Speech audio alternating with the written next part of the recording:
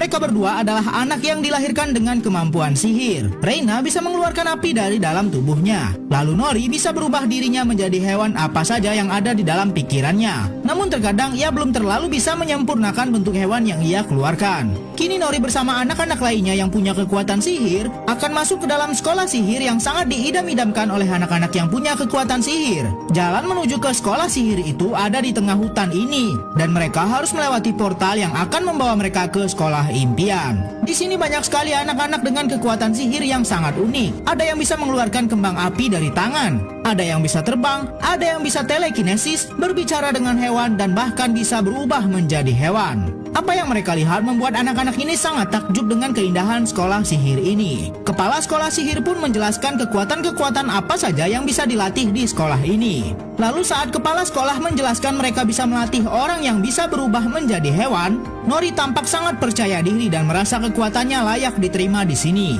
Namun ternyata mereka tak bisa langsung masuk ke kelas yang mereka inginkan. Mereka harus mengikuti tes terlebih dahulu apakah mereka layak masuk ke kelas yang mereka mau. Ujian dimulai dengan anak-anak yang ingin masuk ke kelas pengendalian api. Mereka harus menyalakan lilin yang ada di depan mereka dari jarak 6 meter. Dan mereka akan diberikan kartu yang berisi hasil ujian mereka. Tampak banyak sekali anak-anak yang berbakat mengendalikan api. Lalu kini giliran anak bernama Elliot. Ia tampak sangat gugup. Lalu saat Elliot menunjukkan kekuatannya, yang keluar dari tangannya bukanlah api melainkan asap yang sangat tebal. Wah, sepertinya Elliot akan gagal nih. Berikutnya giliran Reina. Apakah Reina berhasil?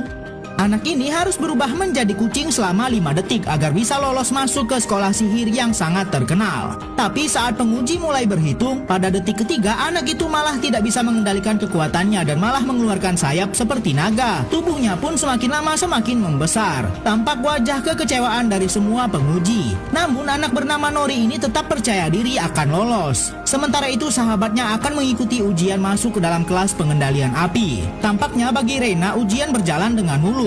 Banyak sekali kelas-kelas yang ada di sekolah ini, seperti kelas yang menampung anak-anak yang bisa berbicara dengan hewan. Lalu kelas telekinesis, ujiannya mereka harus menarik benda yang ada di depan mereka. Namun salah satu anak malah agak lain kekuatannya. Bukannya menarik, ia malah membuat benda itu terlempar dan hampir mencelakakan para penguji.